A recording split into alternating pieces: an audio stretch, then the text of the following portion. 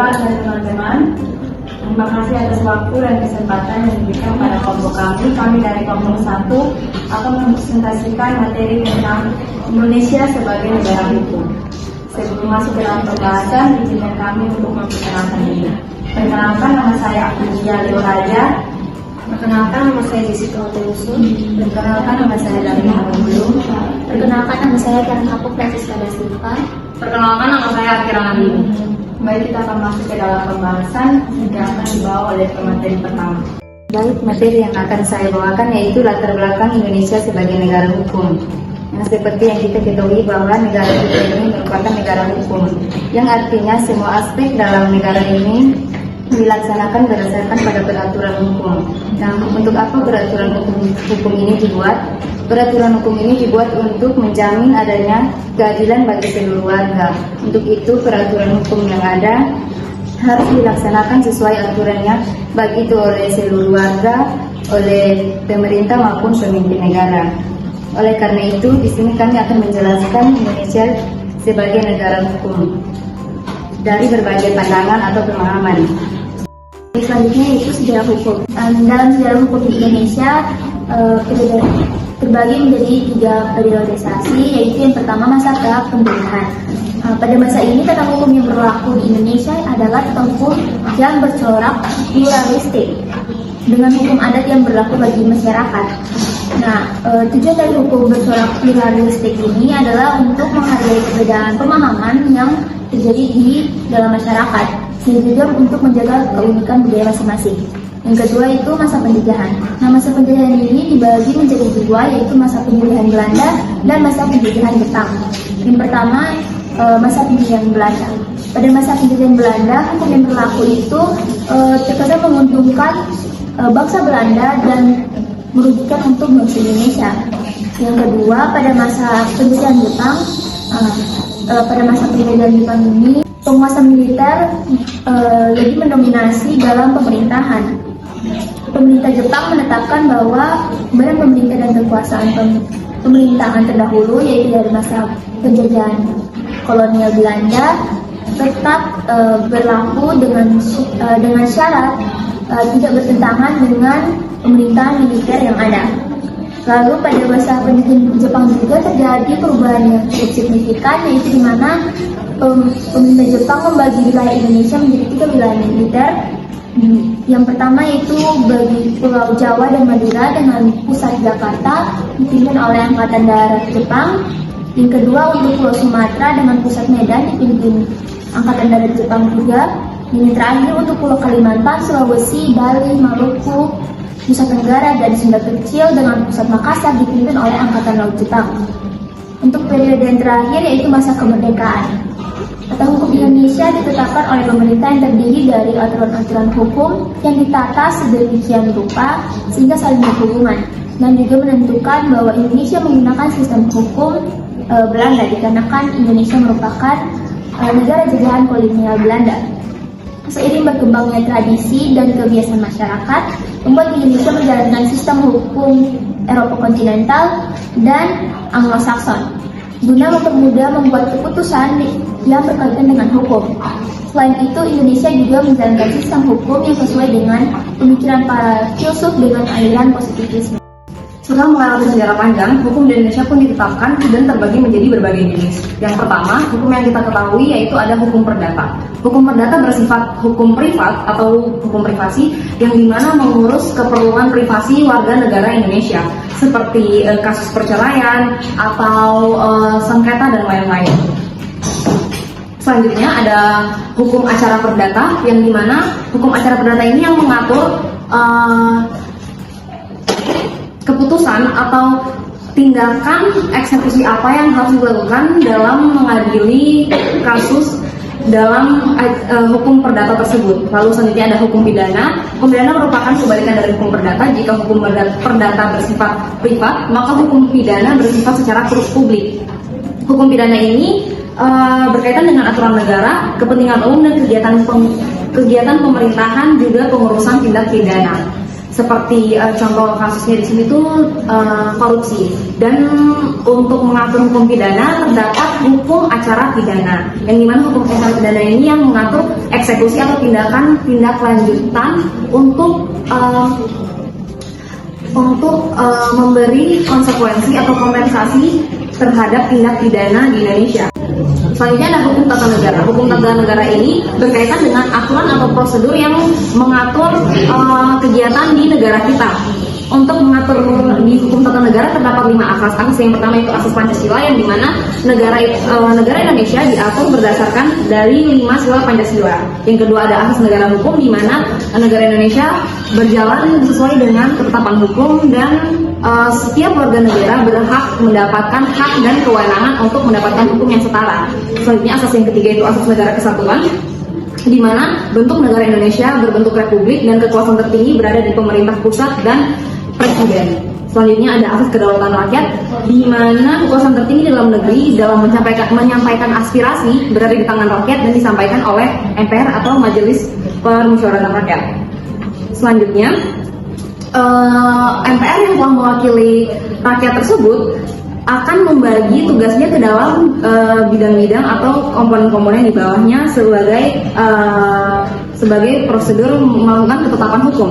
Selanjutnya asas yang kelima ada asas pembagian kekuasaan. Seperti yang kita ketahui, kekuasaan Indonesia itu terbagi menjadi 3, yaitu yudikatif, eksekutif, dan legislatif. Legislatif sendiri itu contohnya DPR, dan eksekutif itu presiden, wakil presiden, dan eksekutif sendiri itu presiden, wakil presiden, dan para menteri. Lalu ada yudikatif itu Mahkamah Agung, pengadilan tinggi, lalu pengadilan negara. Selanjutnya ada hukum Islam Indonesia. Hukum Islam Indonesia ini ditetapkan karena mayoritas penduduk Indonesia itu beragama Islam, dan penduduk Indonesia yang beragama Islam ini melaksanakan ibadah sesuai dengan syariat dan ketentuan agama Islam. Maka itulah tujuan dibentuknya hukum Islam Indonesia. Namun tidak menutup kemungkinan untuk agama lain juga ada hukumnya sendiri. Seperti kita ketahui, di Indonesia itu diakui terdapat 6 agama, yaitu Islam, Kristen, Katolik, Hindu, Buddha, dan juga Konghucu. Maka dari itu Islam juga Indonesia juga merupakan negara yang toleransi terhadap agama dan terhadap perbedaan agama dan juga suku bangsa lainnya. Maka dari itu hukum yang dikhususkan untuk agama Islam di Indonesia ini tidak menutup kemungkinan untuk adanya intoleransi, karena masyarakat Indonesia sudah dibekali tentang toleransi sejak dia masih kecil. Selanjutnya ada hukum adat Indonesia. Hukum adat Indonesia ini terdapat di berbagai daerah di Indonesia dan sudah ada sejak zaman dahulu hingga sekarang. Hukum adat Indonesia ini tentu berubah seiring berkembangnya zaman. Kemunculan hukum adat ini dipengaruhi oleh unsur agama, kerajaan. Seperti yang kita tahu, dulu Indonesia itu terbagi menjadi kerajaan-kerajaan, sehingga sekarang berubah menjadi negara kesatuan. Lalu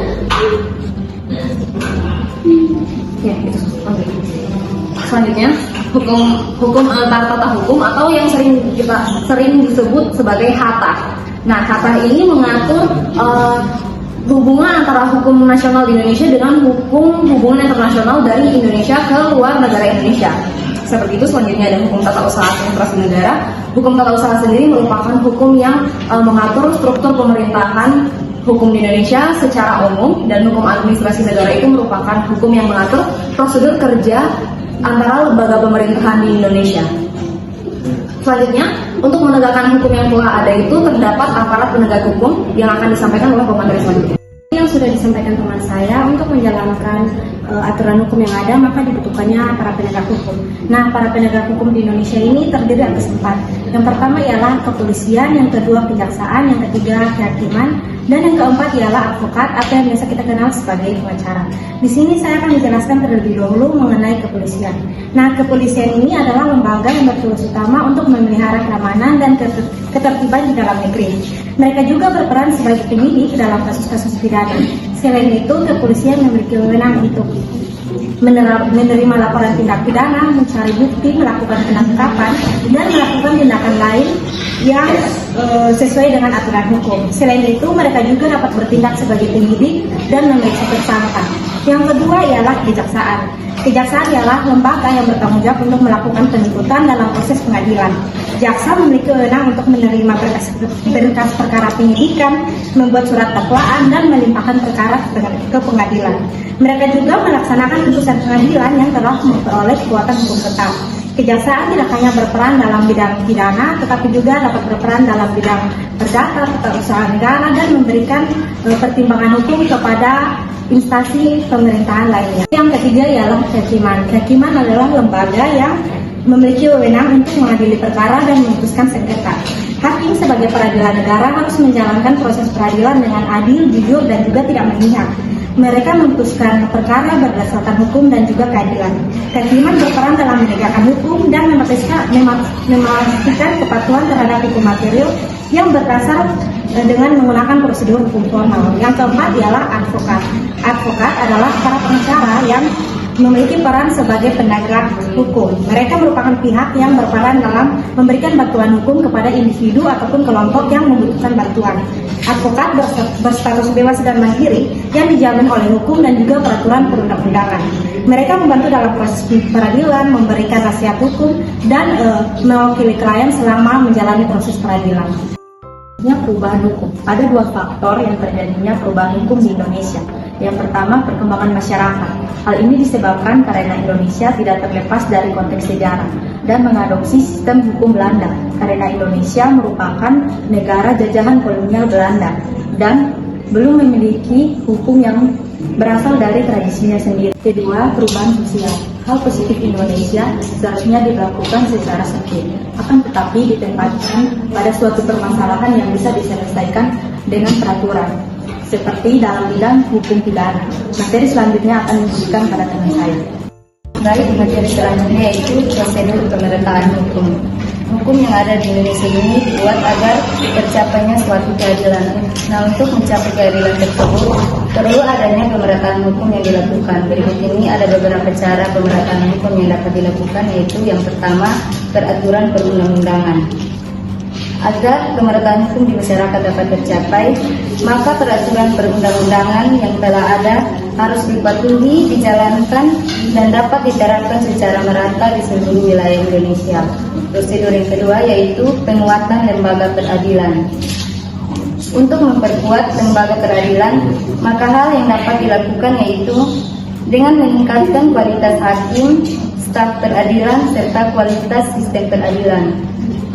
Untuk meningkatkan sistem peradilan ini dapat dilakukan dengan ketidakberpihakan dari para staf peradilan, dihasilkannya suatu putusan yang adil dari hakim, dan tidak berpihak dalam memperlakukan pihak-pihak yang berperkara. Prosedur yang ketiga yaitu peningkatan kesadaran hukum masyarakat. Hal ini dapat dilakukan dengan memberikan sosialisasi tentang hukum oleh lembaga pemerintah agar masyarakat memahami peraturan yang berlaku di Indonesia. Prosedur yang keempat yaitu pengawasan dan evaluasi. Pemerintah dapat melakukan pengawasan terhadap pelaksanaan hukum agar peradilan hukum dapat merata. Evaluasi juga perlu dilakukan untuk mengetahui dan menilai apakah hukum sudah ditegakkan secara adil atau belum. Prosedur yang terakhir yaitu pemberdayaan masyarakat. Memberikan kesempatan bagi masyarakat untuk menyampaikan pendapat atau harapan mereka terhadap perubahan yang lebih baik lagi kepada pemerintah agar menjadi negara hukum yang adil. Yang terakhir kita masuk ke dalam kasus permasalahan penyalahgunaan hukum di Indonesia. Kami mengangkat kasus pelanggaran hak asasi manusia atau HAM karena kasus pelanggaran hak asasi manusia itu kurang diperhatikan. Padahal ini merupakan satu kasus yang sangat penting terkait nyawa orang. Sebelum itu kita harus mengetahui dulu apa itu hak asasi manusia.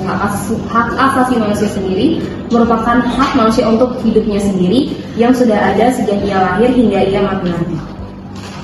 Nah, beberapa kasus yang terdapat terkait pelanggaran hak asasi manusia di Indonesia itu antara lain penemuan kerangkeng manusia di rumah Bupati Langkat di Sumatera Utara. Yang kedua ada tragedi Trisakti, yaitu tewasnya mahasiswa saat melakukan demonstrasi menuntut reformasi di Jakarta. Yang ketiga yang kami ambil contohnya yaitu peristiwa penembakan oleh oknum aparat keamanan terhadap warga sipil di Papua. Nah, seperti yang sudah disebutkan tadi bahwa hukum-hukum Indonesia itu sudah diatur dan ditetapkan yang sebagaimana seharusnya dilaksanakan sesuai dengan yang telah ditetapkan. Namun terdapat pelanggaran di sini dan hak asasi manusia sendiri sudah diakui dan dilindungi oleh hukum-hukum negara seperti di Pancasila kedua, yaitu yang berbunyi kemanusiaan yang adil dan beradab. Lalu ada di Undang-Undang Dasar 1945 pasal 28A sampai 28D, lalu di pasal 27 sampai pasal 34. Lalu di Undang-Undang Nomor 39 tahun 1999 tentang hak asasi manusia dan Undang-Undang Nomor 26 tahun 2000 tentang pengadilan HAM. Faktor yang menyebabkan kasus pelanggaran HAM ini terjadi karena intoleransi dan juga penyalahgunaan kekuasaan. Oleh karena itu, penegakan hukum yang kuat dan adil harus ditetapkan di seluruh wilayah Indonesia untuk menciptakan keadilan sosial bagi seluruh rakyat Indonesia.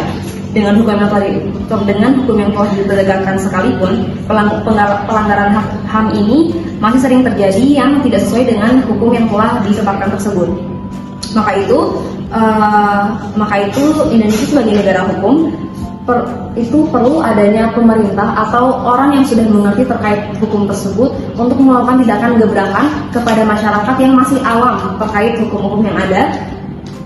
Untuk itu merupakan gebrakan tersebut merupakan tindakan tegas dari para penegak hukum untuk membuka mata dan sadar atas eksistensi permasalahan pelanggaran kasus hukum di Indonesia ini. Dan juga prosedur pemerataan hukum yang telah disebutkan tadi perlu dilaksanakan seadil-adilnya guna membahas faktor terjadinya kasus permasalahan hukum. Baik, kesimpulan dari kelompok kami, untuk mewujudkan tujuan utama keadilan dari hukum yang ditetapkan, perlu adanya perubahan dan pemerataan hingga memperhatikan kasus ataupun permasalahan yang terjadi di Indonesia. Sekian presentasi dari kelompok kami ucapkan terima kasih.